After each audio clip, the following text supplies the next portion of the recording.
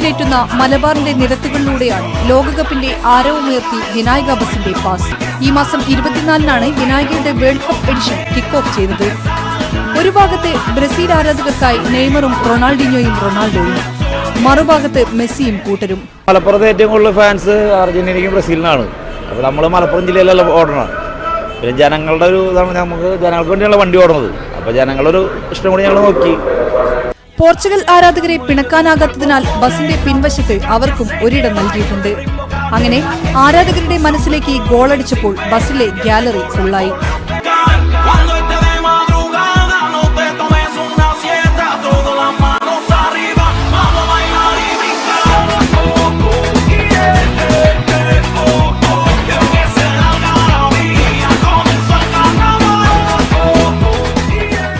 Camera person Sanju പൊറ്റമ്മനൊപ്പം Shitha, media 1 Kozhikode.